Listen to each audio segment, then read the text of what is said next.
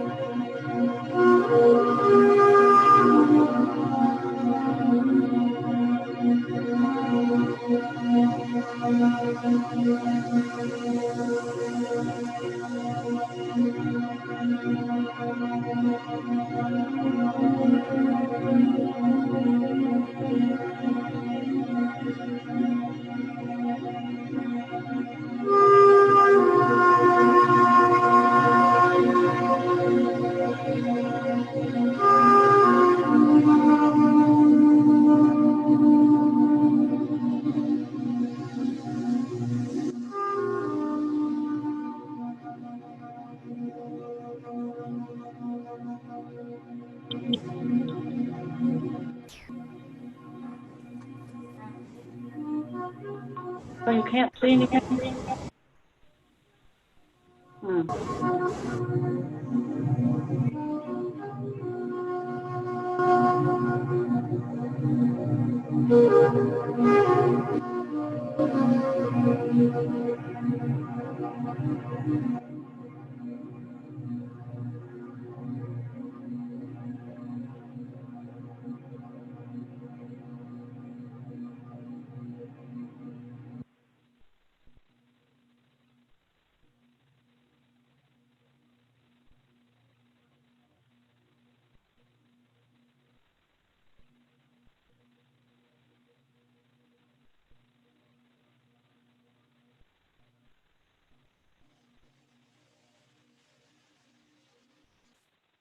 When I discovered Thrive Market, I couldn't believe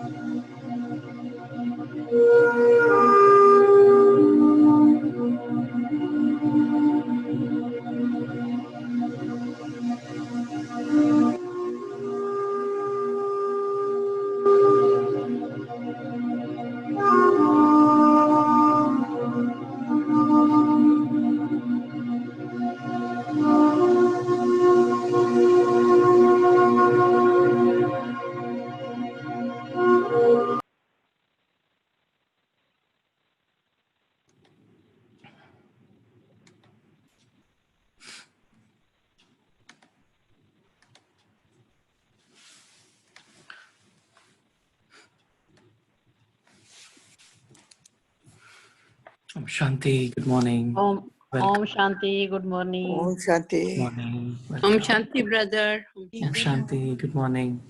How are you, everyone? Good. Good, brother. Thank you. Om Santi. Shanti, Good morning. good morning. Om Shanti. Om Shanti. So, today the thought was to explore the topic of giving and various aspects related to giving.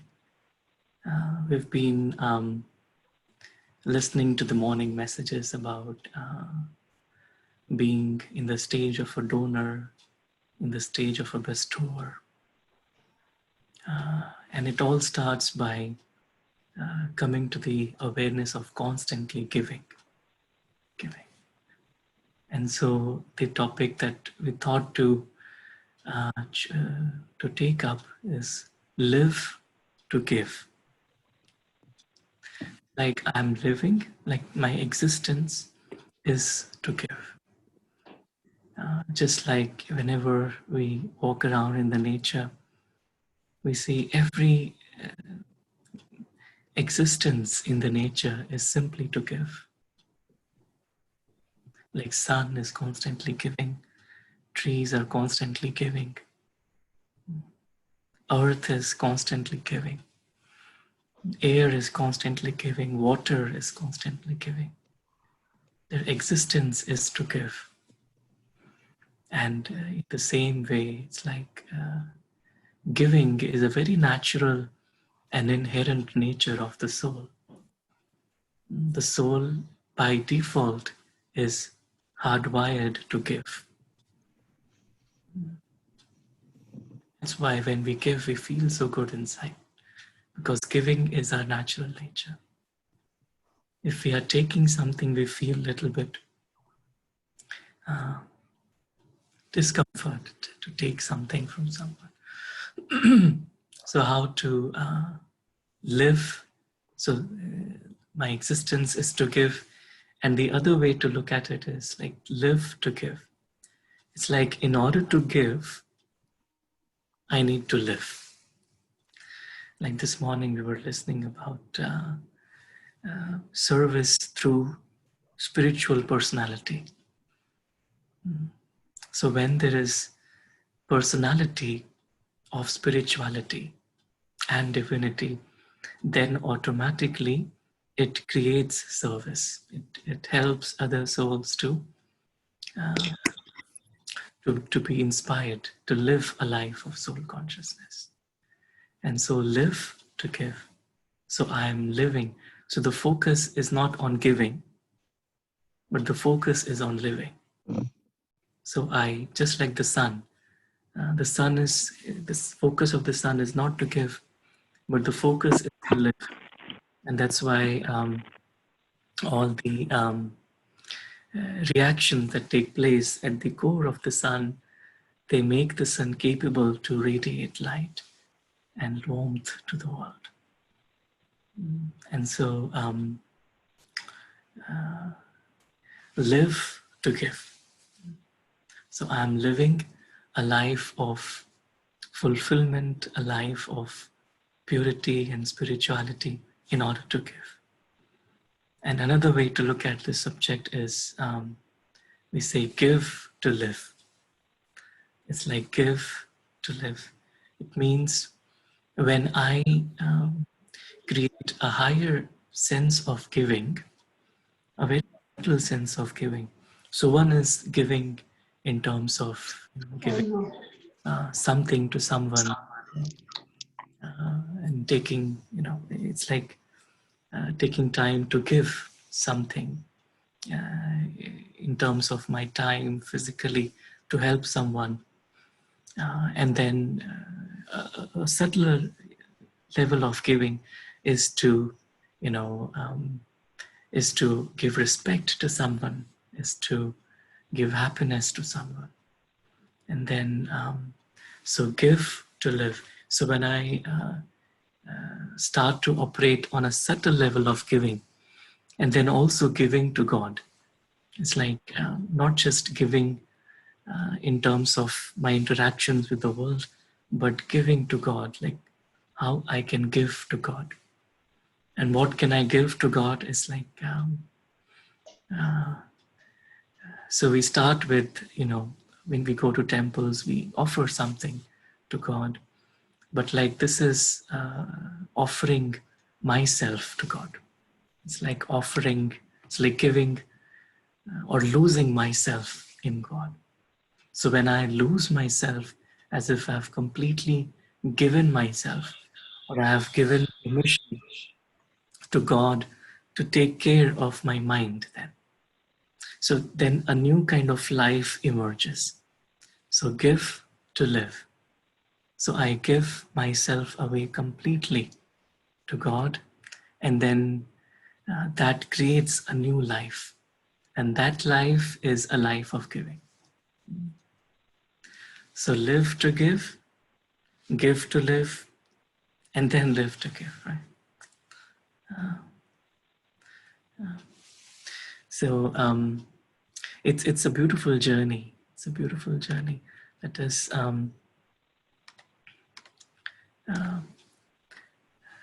discuss a little bit. Are you able to see the screen? Yeah. Yes. Yes. Okay. Thank you. It's like live to give. Just like the sun, the whole existence of the sun is to give. And it gives life. In the same way, it's like, how can I give life? Life first to myself and then to the world. This morning we were discussing the real service is actually to awaken. To awaken. To awaken souls is to actually give them life. And so first, when I awaken my own self, then I'm able to come back to life. And when I am back to life, then I can, then the divine can use the mind as an instrument to give life to others. Giving life in this aspect means like to be enlightened, to live in the soul consciousness, in the state of truth. So death means like it's like when the soul has forgotten the reality, it's like the soul is no longer alive. Means the love, the life, the happiness of the soul is no longer alive. So live is like a life of fulfillment, a life of blessings, a life of giving, life of giving.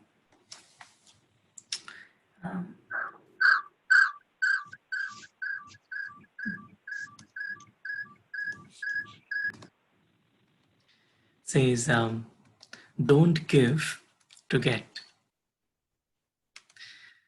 Give to inspire others to give. It's like giving is the law of nature. Giving is the law of nature. Without giving, things won't work. Sun gives light, right? Earth gives the ground for the roots to take place, for us to be able to sow the seeds. Then trees give oxygen, trees provide food. Everything is like giving. Giving is the law of nature. If I really think about the life of a tree, right? What does tree have for itself? Every part of the tree, the whole existence of the tree is for giving. The tree doesn't take anything for itself. In the same way, it's like, don't give to get. Give to inspire others to give. Whenever there is a slight kind of dilution of maybe an expectation or a little sense that in order to get something in return, it's like I'm violating the law of nature.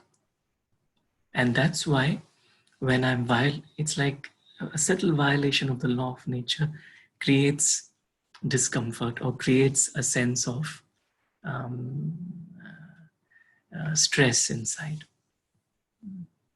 And that's why it is the soul is designed to give.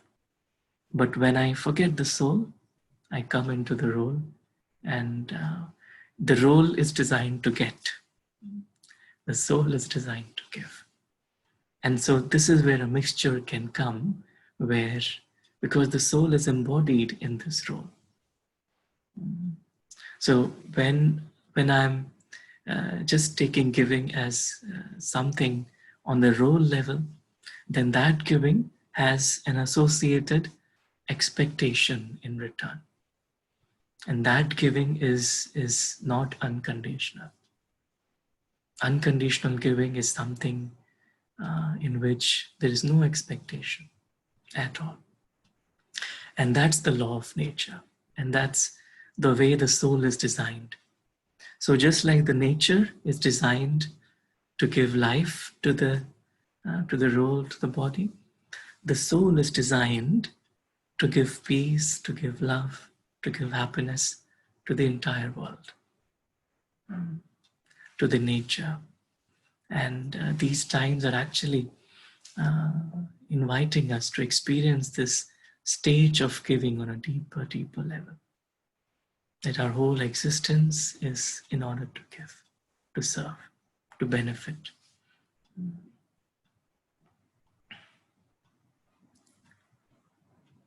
And when the real act of kindness is, when I witness an act of kindness, I get inspired to be kind. And that's the real service. And that act may go unnoticed, unacknowledged, but in these little moments are the real, very, very powerful moments are these. It's like just simply smiling at someone, or taking time to listen to someone. It's like I was reading a story where there was a girl, little college-going girl, and she was very afraid of touching animals. One day she was going to the grocery store to buy some milk.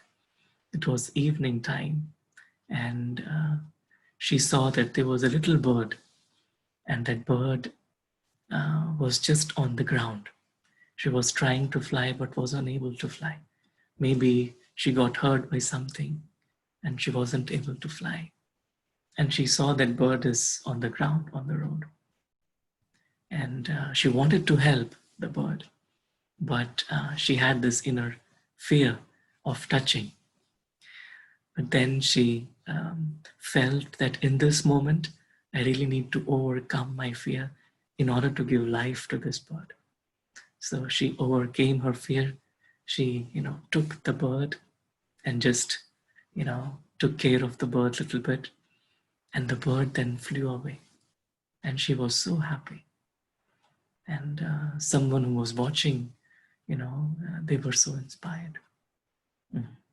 It's like these little acts that often we may feel go unnoticed, but these are the acts that are getting recorded.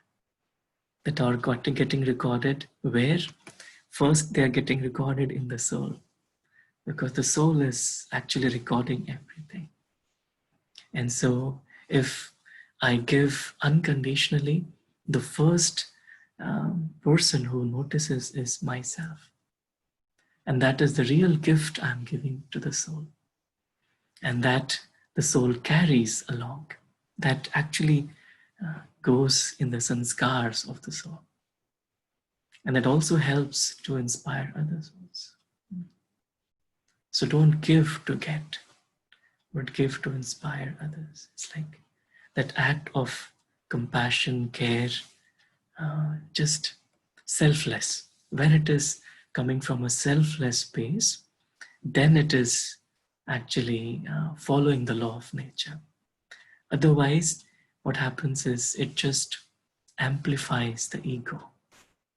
And ego is a false sense of illusion.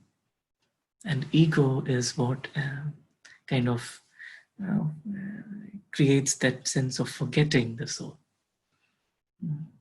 And so if service, altruistic service, is kind of diluted by a sense of getting, then it is amplifying the ego and it is not helping the law of nature. And so the law of nature is to give. Give. This is a very nice quote I came across by a famous personality, Muhammad Ali. I believe he's a boxer, probably. Service to others is the rent you pay for your room here on earth. We all have a room, we have a house. Some of us pay rent, some of us own a house or pay mortgage, but that is a physical rent. But the real rent is to serve. If my life is not valuable for others, there is no value. So service is the rent.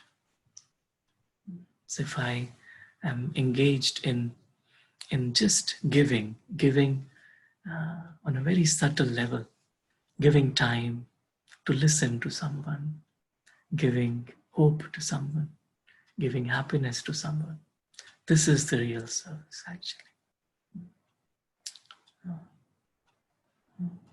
Giving respect to someone. This is the real service. And this is the rent. And this service actually creates feelings of happiness, compassion, fulfillment inside. And this service allows the soul to awaken to its true potential, to awaken to its reality. And that is the stage we call as enlightenment. We call it the stage of bestowing, or in Hindi the word is vardata or data, vardata. To donate, to contribute is that stage of mind where the mind is constantly engaged in giving. So when I'm constantly engaged in giving, I won't feel offended by anything. I won't feel hurt by anything. Because even in that time, the tension will be, how can I give? How can I contribute? And that is, giving is a hard wire in the consciousness. Sometimes we feel that when we were growing up, we were taught Darwin's theory of evolution, which is about survival of the fittest. And that's why there is competition, comparison, which then creates feelings of jealousy and hatredness.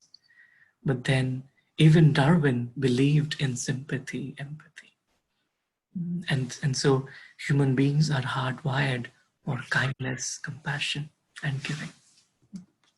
So the rent that we pay, to have our existence on this planet, is giving, is kindness, compassion, caring.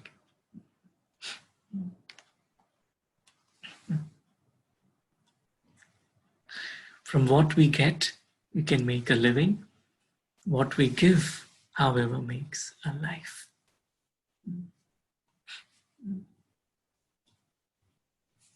From what I get, I can make a living. But what I give makes a life. It makes, first of all, my own life. And then it inspires others to live the same life. The same life. We have a short clip on a scientific study by a scientist in University of Berkeley. And he researched on this whole aspect of kindness and how human beings are hardwired for kindness and compassion, and not the theory of survival of the fittest. So please give me a moment and we'll just watch that video. Thank you.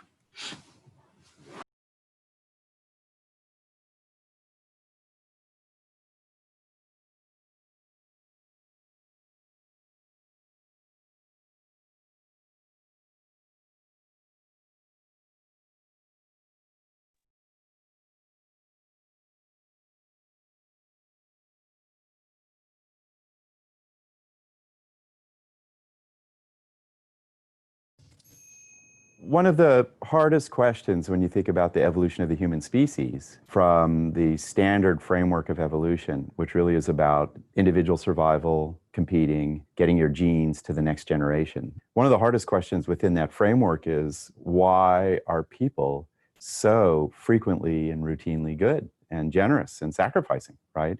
And, most people think that Darwin had this idea of survival of the fittest, that really it's the most ruthless and bloodthirsty who really thrive and survive. That is not Darwin's view of human evolution at all. He really felt that sympathy is the strongest instinct that humans have. Communities that have the most sympathetic members will flourish and raise the greatest number of offspring. That notion of Darwin's led to this sense that out of the vulnerability of our offspring emerged, first of all, social structures like cooperative caregiving, and then also physiological systems shaped by evolution to help us take care of the carriers of our genes, our offspring. We have learned from neuroscience down at UCLA that if you feel physical pain, a part of your brain lights up. And if I see you have that physical pain, the same part of my brain lights up. It's as if we're wired to have the same empathy is this really complicated task. It really engages the frontal lobe, these newer regions of the cortex that are involved in more complex symbolic processes like language and imagining the future. Because empathy requires that you think there's someone else out there who has feelings and thoughts that may be different from mine. That's a really complicated cognitive achievement. In my lab, the Berkeley Social Interaction Lab, we showed images of prototypical suffering to our participants. They trigger massively powerful reactions of compassion. And what we found in the brain is that a very old part of the brain called the periaqueductal gray, which is common to mammals when they take care of things, lights up when you feel compassion. So that tells us compassion is really old in the nervous system, as Darwin speculated. My students and I got really interested in social class. What does it do to the human mind? Our lab and other labs are interested in something called the vagus nerve. It's the longest bundle of nerves in the human nervous system. In our research, compassion, the feeling of caring for someone in need, activates the vagus nerve. Lower class individuals, if we show them images of suffering, they have a vagus nerve response. You don't see that in upper class individuals. It literally is a compassion deficit that's produced by lots of wealth. Next set of studies on charity. Who gives? Economic analyses would say, if I have a lot of money, it should be easy to give. If I have $900 in my bank account, giving away money it really matters. It matters what you put in your fridge. And in spite of that, what we find is lower class individuals give more. And this is replicated in studies of philanthropy. One of the things that this science tells us is there is enormous strength in these poorer communities of generosity and empathy that, many people in more privileged circumstances miss. It's strong community. Yeah, 60% of what we do is really about maximizing an individual's personal gratification and desire, just a classic survival of the most competitive. But 40% of the time, we're really doing things for other people. And we sacrifice and we risk exploitation and we still do it. And not only that, but it actually becomes personally fulfilling and inspiring to engage in that work. We find these secondary delights in acting on behalf of others. And I think that it really requires that we have to redefine human self-interest. You know, the great ethical traditions have always been encouraging this. And now we're seeing the science say, yeah, the brain really cares about other people.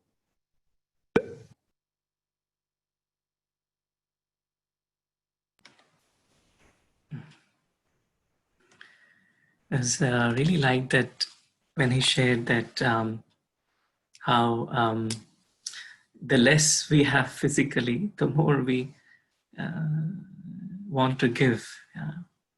It's the same thing. It's like the less I think about what I have, the more I can give.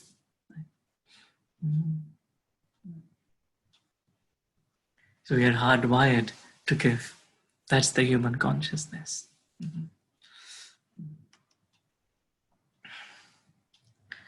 And I really like this quote I found somewhere. It said, we only have what we give.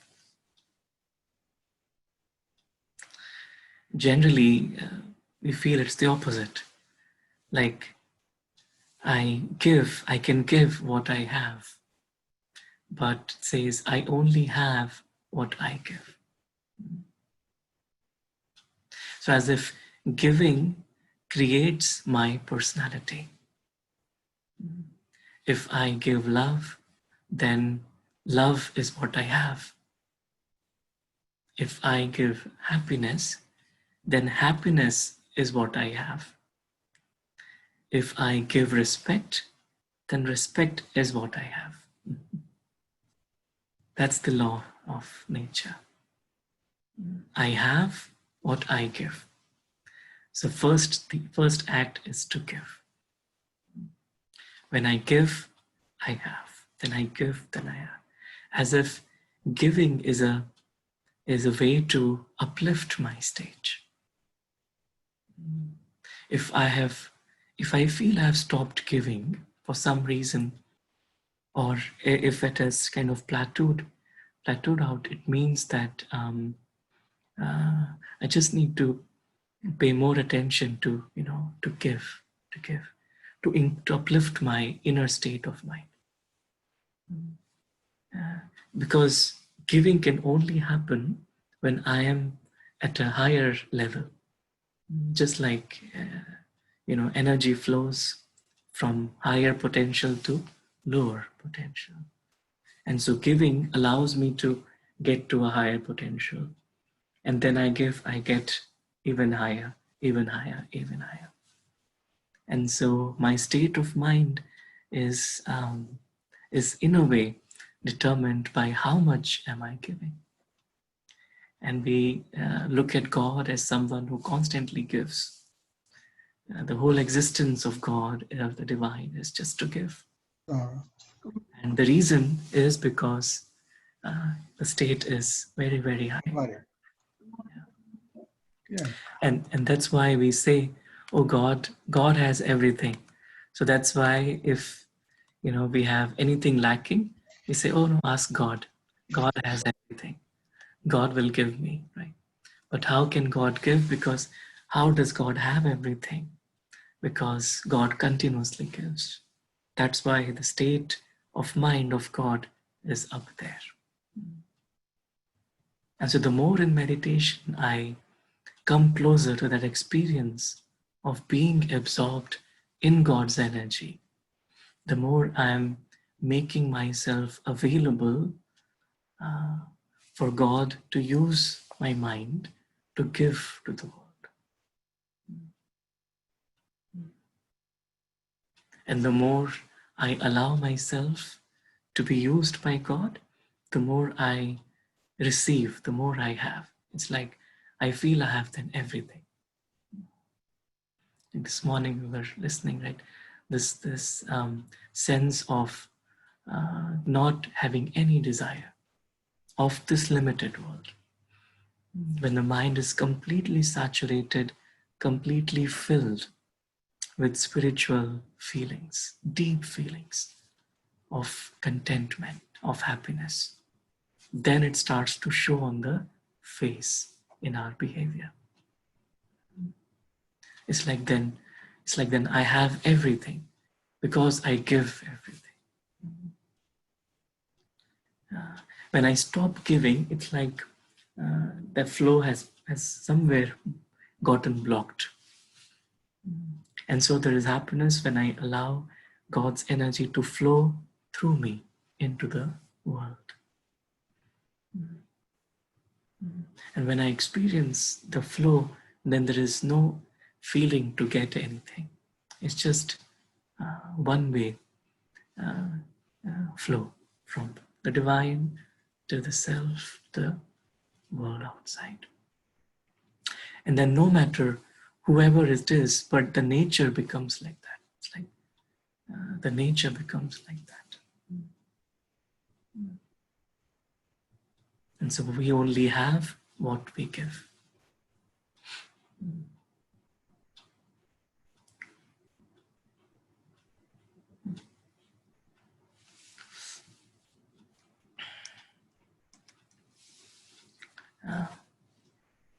Discussed about giving to God. See, God has everything, but it's like, again, the more I give, the more I have.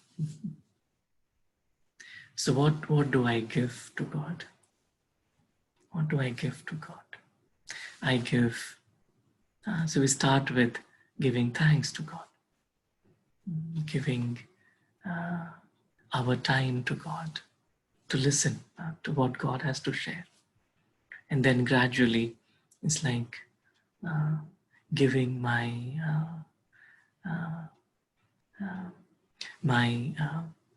identity to God.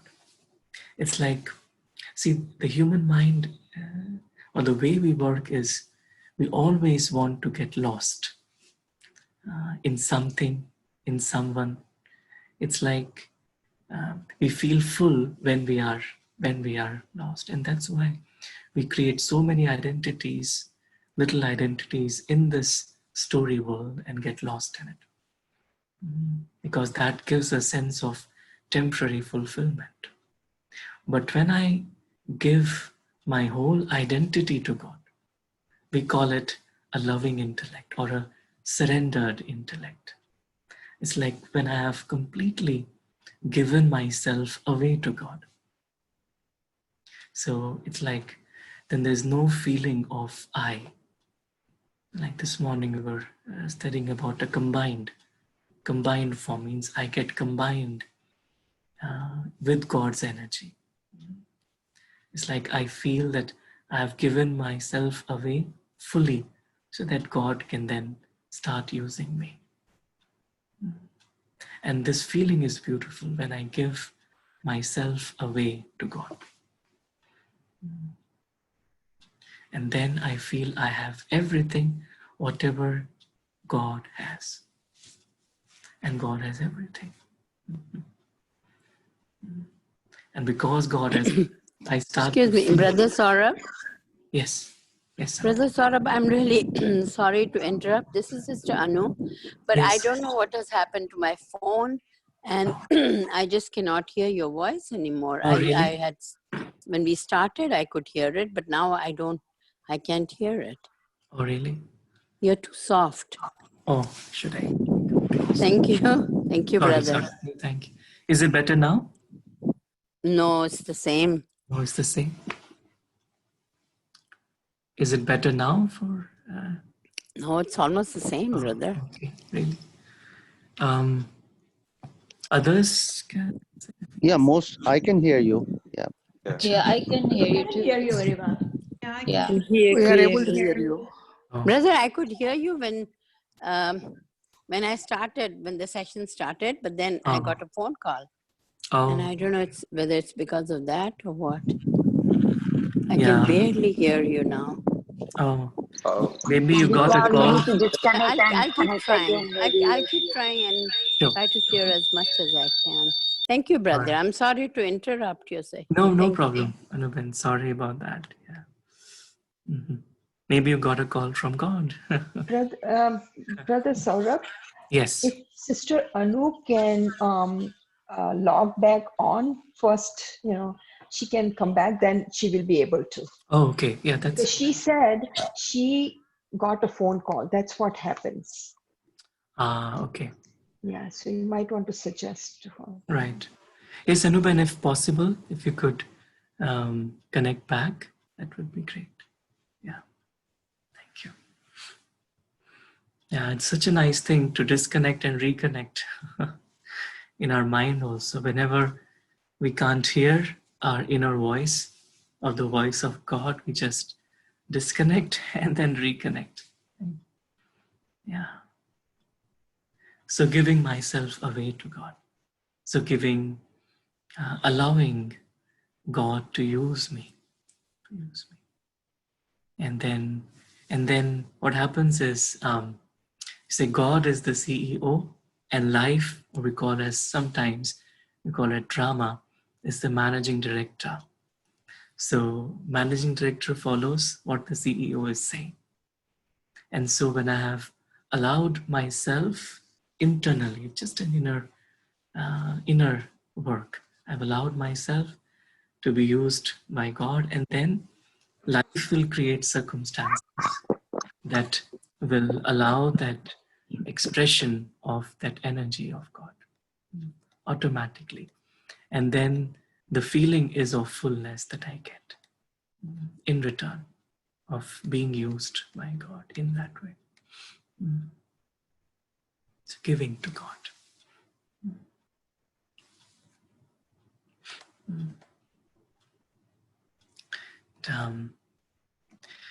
This says, give to live and live to give. So I give myself away to live, meaning to live a new life. I give away my identity. It's like all limited identity. When we say to give our problems or burdens to God, what it really means is because all the problems and burdens are linked to the identity of this role of this body. And so giving to God is I give this limited identity. And that's why the first step in meditation is to detach from this role, from this identity. So I detach as if I have now given it to God. When I give, and on a certain level I have given, then I begin to live a new life. And that new life is, it's like a feeling of being in the heart of God. It's like a very deep sense of love, commitment, fulfillment that we begin to experience in our relationship with God. So I give to live. And then this new life, this new live is to give. That new life then is forgiving, constant giving, unconditional giving. And that give, that new give, is basically what we sometimes then call as to be a donor, to be a bestower. It's like then every thought, every word, every action,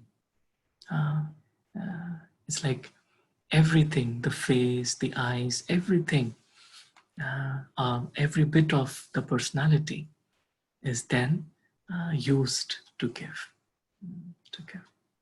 It's no more just actions which are also there, but it becomes part of our personality. Giving becomes a second nature. And that giving is what then inspires others also to awaken, to then give their identity to God, to live, and then to. So it's like a process. It's like a process. Just like a seed to a tree, then tree gives seed, and then seed again tree.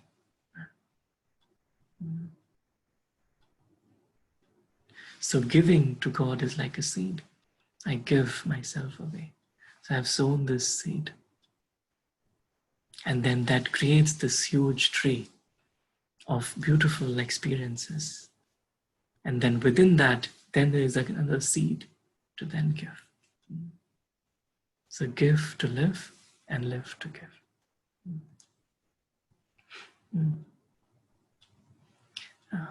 Cannot see your screen.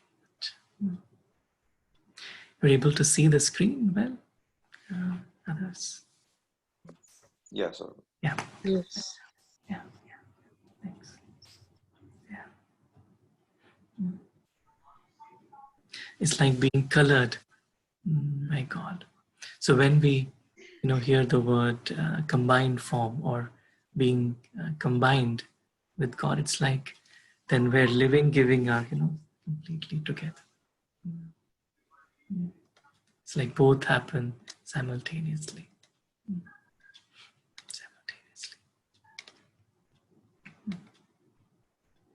And another way to look at it is, we hear these three words a lot called tyag, tapasya, and seva. These are Hindi words which mean tyag is renunciation, tapasya is meditation, and seva is service.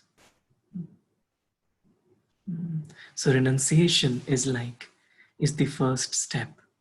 It's like a seed. So I renounce the old role, ways of relating with myself and with others, with God. It's like I renounce. It's like I've given up. We say give up. Say give up a habit, give up.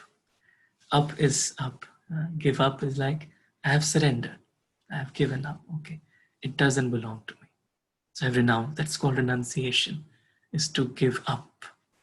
So I've given up, I have renounced.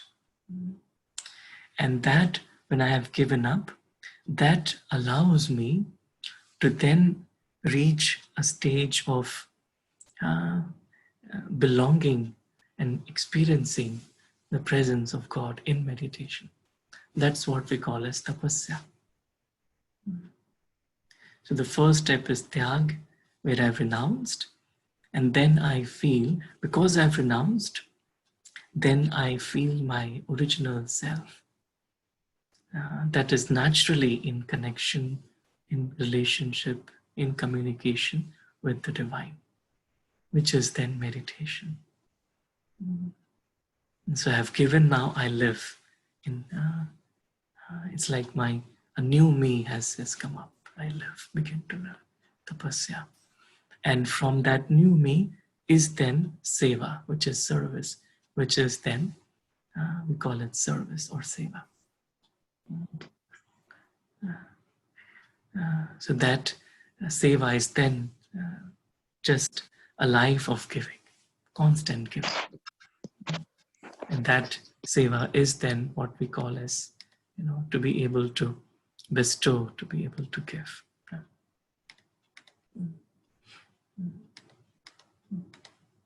Becoming a donor.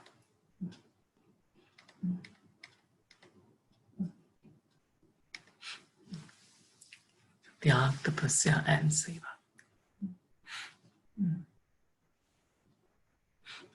It all begins with tyag, giving.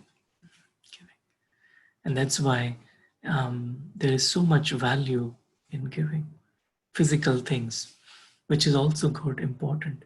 And now it's like on a more subtle level, giving myself away, the old self away.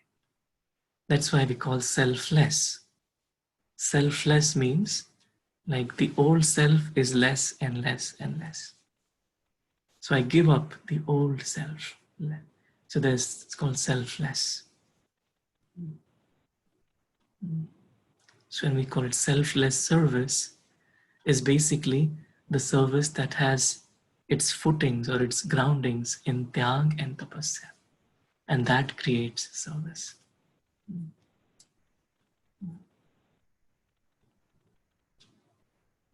And selfless service is what inspires each one.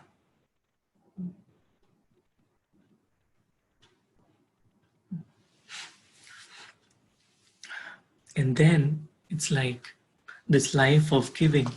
Like this morning, we were also studying about personality. It's like then that personality, then it's like we begin to change on a very deep level. It's like our inner impressions or sanskars have then transformed. It's like it's filled with purity, contentment, divinity, and cheerfulness. And that becomes like our real nature.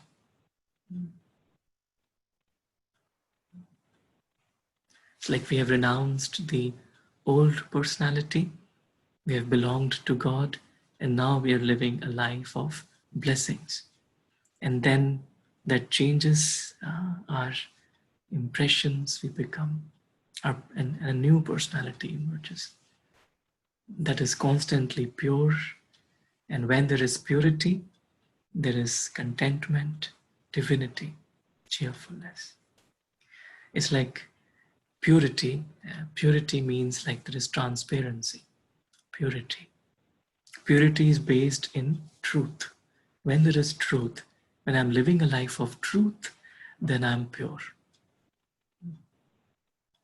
It's like the original quality of the soul, purity.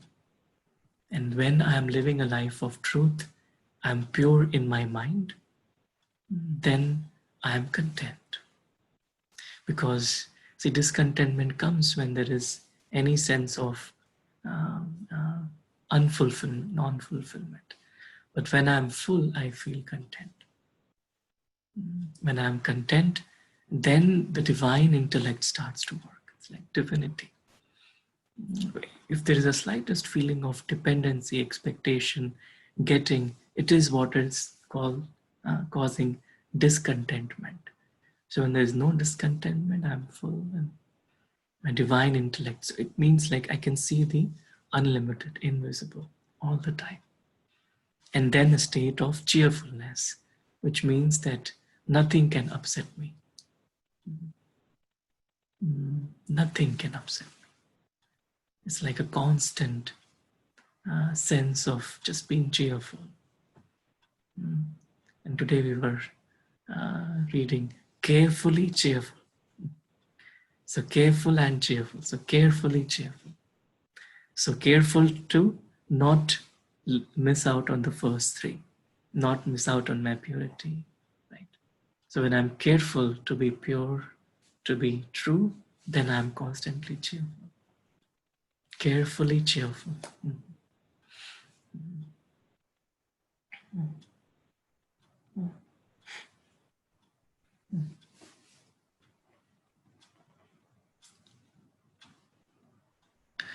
Let us take a few moments to just experience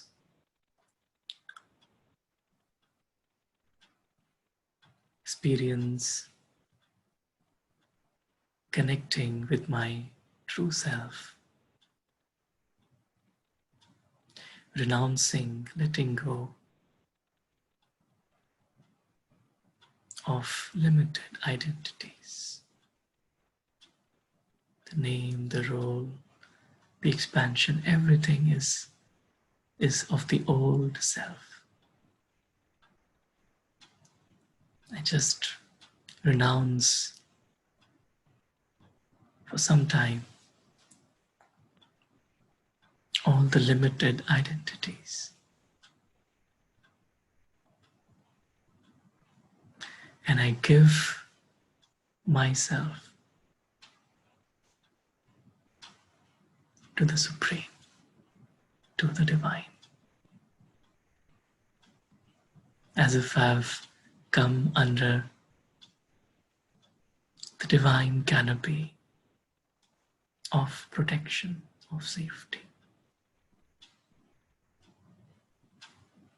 I begin to feel the presence of the divine.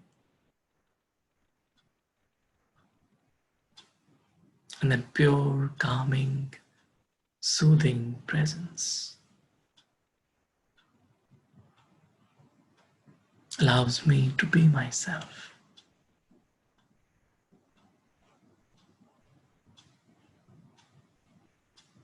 I lose myself in this divine energy.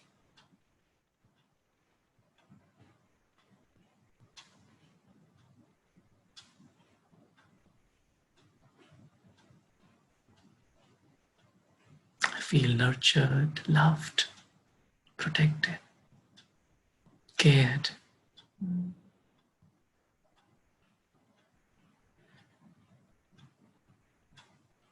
I feel I have everything that belongs to God. It belongs to me.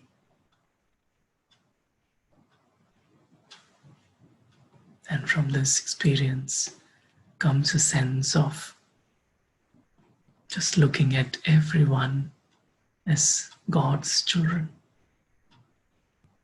looking at every soul in their true form.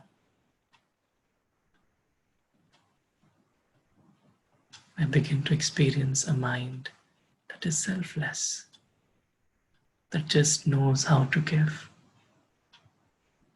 in every moment, giving respect, giving happiness, giving peace. That mind doesn't know how to take, just knows how to be and give, share.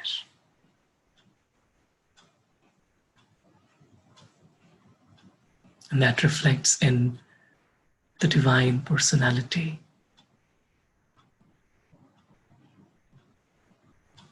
through the face, through the behavior.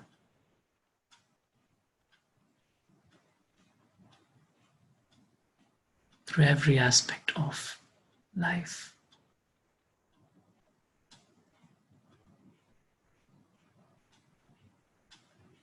Om Shanti.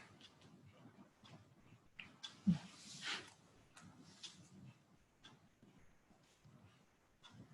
Shanti. Thank you.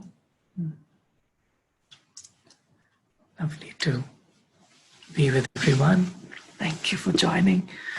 I'd like to open up for any thoughts or sharings. Feel free to share. Saurabh, it is an excellent talk, and the habit of giving really makes you happy, not only makes you happy, but also inspires others also to give. For example, we all know the blood donation is a noble cause, and I started donating blood. And before my retirement, I donated 90 times. And each time, and besides my donation, I am able to inspire so many people. And each time I used to take along with me 2 or 3 people so that more and more donations will take place. Really, it gives me not only happy, but I could inspire many people to do the service to humanity. Wow. That's beautiful, Krishnamai. Thank you for sharing. Wow. 90 times you donated. Yes. It's amazing. Before my retirement, now I am 82. But Wow. I donated the 90 times before the age of 60 when I am in service. That's really so inspiring. It's like 90 lives. No, 90 times. Beautiful. Thank you.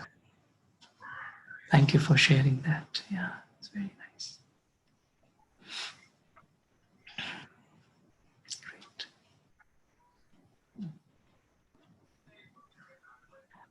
Saurabh, this is Lakshmi. Thank you for doing this many Sundays. Really appreciate it. I have one question. I know some of these sessions are being recorded. Is there a way to access them after? Yeah, let me share the link to we upload to a channel. It's called okay. Brahma Kumaris Indianapolis. Really upload it. I'll share the link on the note on the chat, and then maybe you could generally after the session in a day or two, then we upload these sessions. Wonderful. Again, thank you for this and Om Shanti. Om Shanti. Thank you. Thank you, Saurabh. This is Smita. Hello, I Smita. always look forward to the Sunday, the class.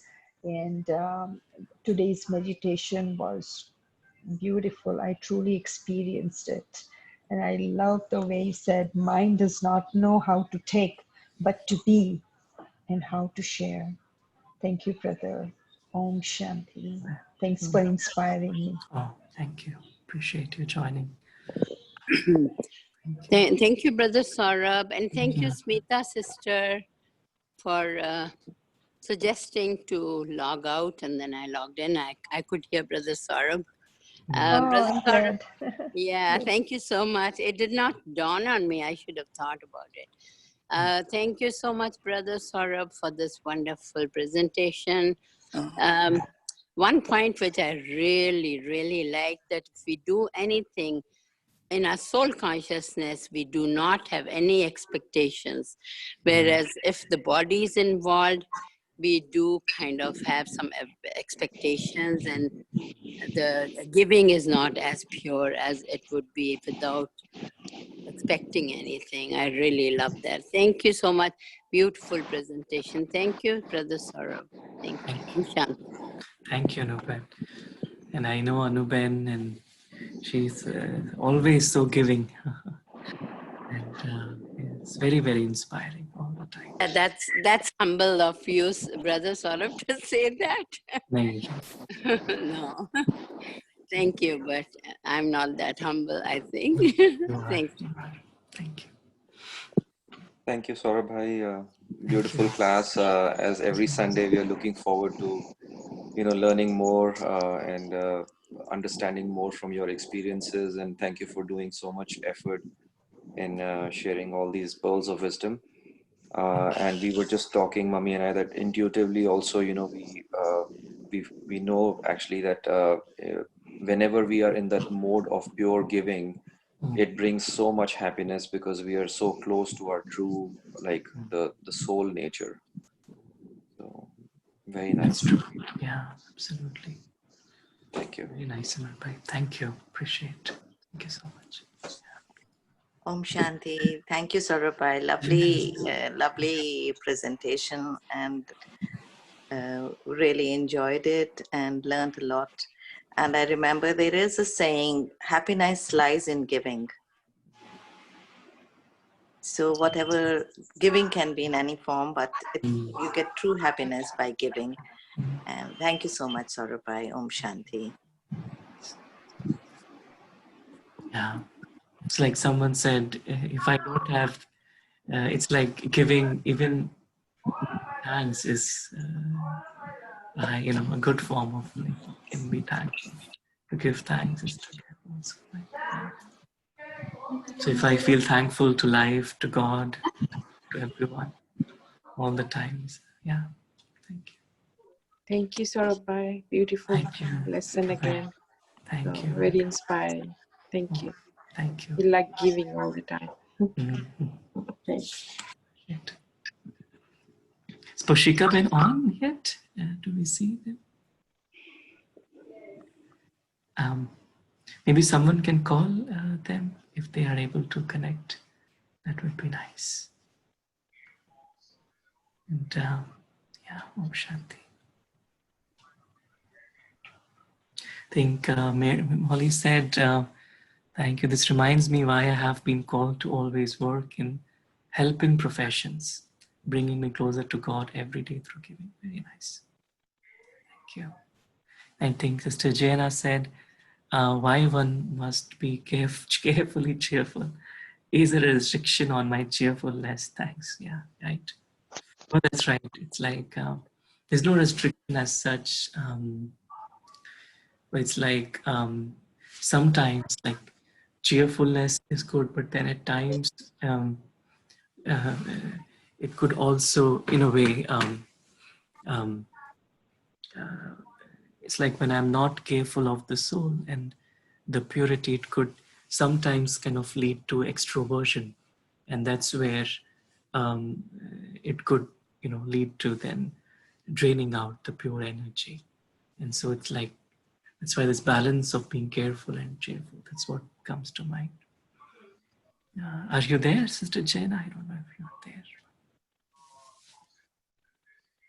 You would like yes, I'm here. Yeah. Hi. Yes. I'm listening very carefully. I do enjoy your Sunday talks. Thank you. Very much. Yeah. Thank you, Sister Jane. Appreciate you joining. Yeah. Do you have any other thoughts on that topic? I had a little, not difficulty to understand. I give what I have. We only have what we give. It was a bit confusing. I thought that I have one house, I cannot give it away, so I have to keep it, isn't it? I give one. If I had two houses, maybe I would have given one for rent, isn't it? Right. Yeah. It's like, it's very nice. It's like, it's the difference between the physical energy and the spiritual energy. It's like physical energy, I give what I have. I need to have first in order to give. But in spiritual energy, the more I give, the more I have. It's like the more happiness I give, the more I have. The more love I give, the more I have. It's like spiritual energy works that way. Thank you very much, Brother Sharab. Thank you. Yeah. The more respect I give, the more I have.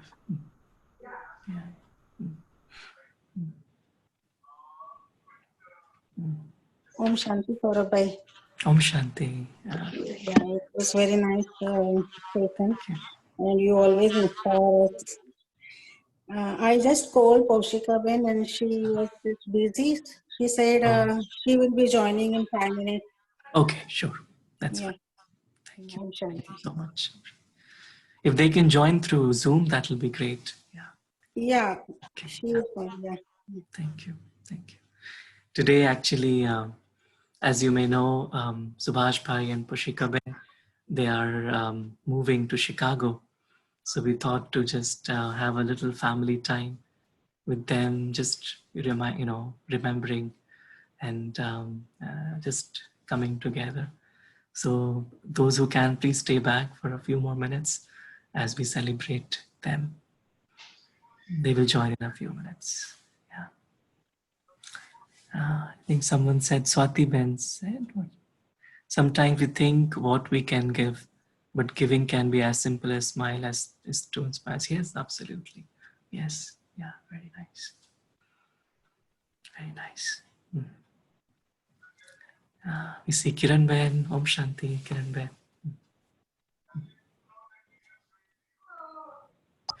Om Shanti Sarvai. Om Shanti.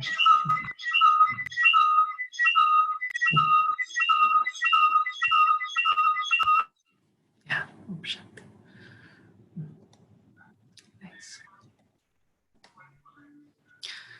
Yeah. We see Tanuj Bhai, Sonali Ben, Om Shanti. Om Shanti. They joined us from India. So nice that you joined us. Right. Saroj Ben, Om Shanti, Saroj Ben. Om Shanti, brother. We always look forward Sunday 10:30. You are perfect example of giving. Thank you. Thank you, brother. Oh, Om it's Shanti. just my fortune. We have to learn a lot from you. Here is my husband. Acha. And the most important thing I learned was that it's not only the monetary thing, that the giving can be in any form. Somebody said smile, somebody said respect. So it's not confined only to the monetary things. It is any form of giving is spiritual, basically. That's true. Brother Saurabh? Yes, Brother Saurabh, I just wanted to tell you that Saroj Bhatia and Kabal, these people who talked to you just now, they are very good friends of mine. Oh, and nice. they live right here in Canton, very near my place. Wow. And I see them quite often. Saroj is a very good friend of mine. Thank you. Thank you, Oh. Anu. Thank you. Om Shanti. you don't Yeah, need to you, thank me, Saroj. yeah, you are an friends. angel. Thank you. Oh, thank you. Thank you. Thank you, Saroj Ben. Kamal Bhai for joining. I remember seeing you so many times. You look 80s. No, no. I remember seeing you also here when Sister Shivani came. Yeah, Sister Shivani. Yeah, you were there. Yeah, yeah. Yeah, thank you. Thank you. You are doing a very, very great service to all human beings. Oh, no, I'm just God. Like Sister Shivani says, you are bringing Satyug. No, thank you. It's all of us. Thank you. Yes, Very much. that's true. That's true, Brother Saurabh. That's true. I don't have enough words to describe how wonderful your presentations and how much we learn, and they're so inspiring too. Thank you, brother. Thank you. Thank you.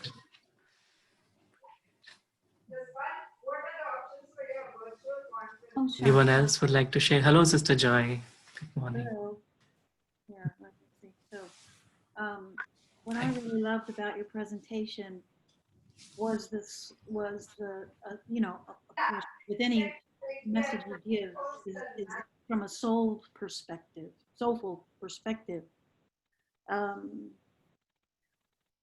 So like what Gianna was talking about, 15 years ago, I had mentioned that I vowed to never disobey God again. And the reason why I had done that was because I had been in a place, well, I was put in a place to be humble because I wasn't really following through with God, what God was telling me to do.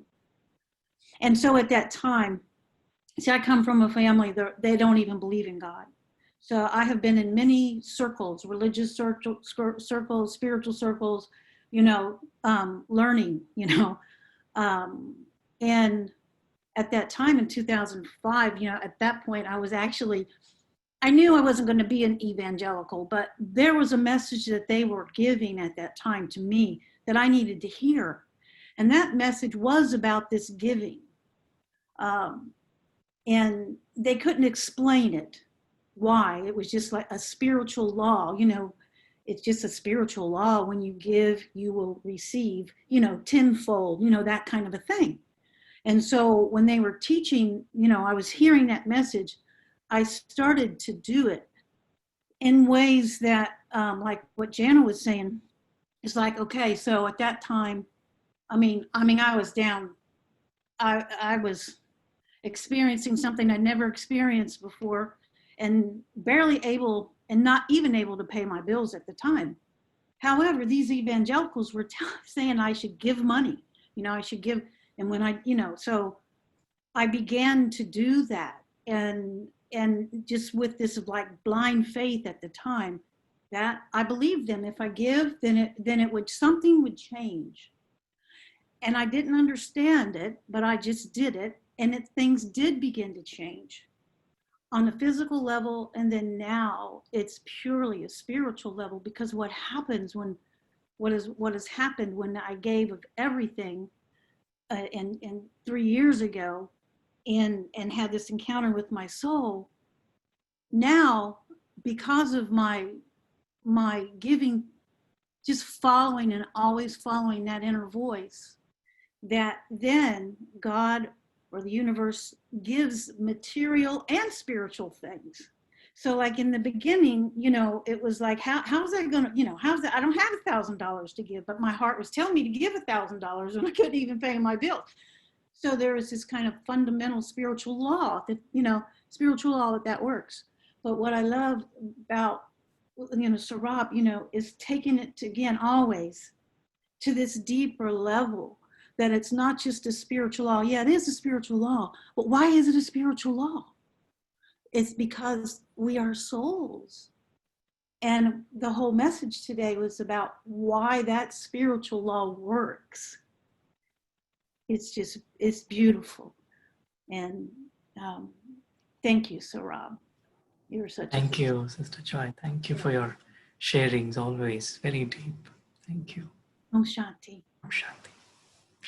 Very nice.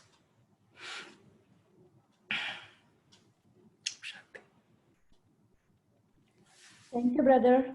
Hello, Girijaben, Shanti. It was a great presentation, and your graphics are always wonderful. You put the whole presentation together really, really nicely. And of course, the time and the effort you put for these presentations are really, truly appreciated. And I look forward to every Sunday to join your classes and listen to your wisdom. Thank you so much. I appreciate Thank you, Girijaben. Appreciate. Yeah, I learned so much just by spending some time. So it's all helping me. Thank you. Thank you. Om Shanti Saurabh. It was a beautiful presentation. And that, Shanti, Om Shanti. And whenever you are giving everybody, you always feel good, and you feel very content at that time too. So, thank you. Very nice. Thank you. Om Shanti, Saurabh bhai. Om Shanti, Sonam Ben. Offered ice cream to Baba for hope today. What was that? What did you offer? Is it Ice cream.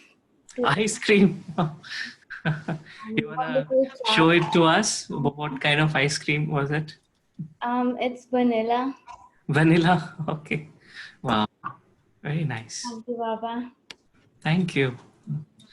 Thank you. Excellent. Yeah, very nice.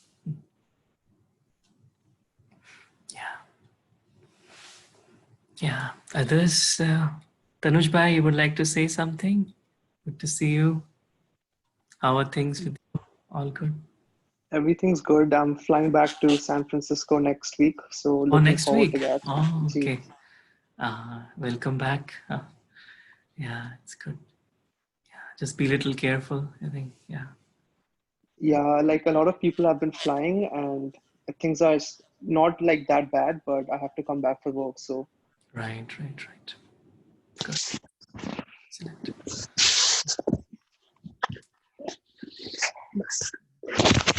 Excellent. I think Sister Jana mentioned about face. Yeah, that's right.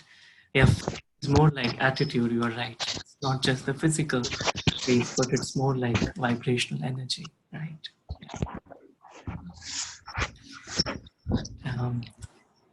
Is Pushika Ben on? Yeah, we see Pushika Ben. Welcome. Hold on. Just a second, Bhavya. Yeah, sure. Take your time. Okay.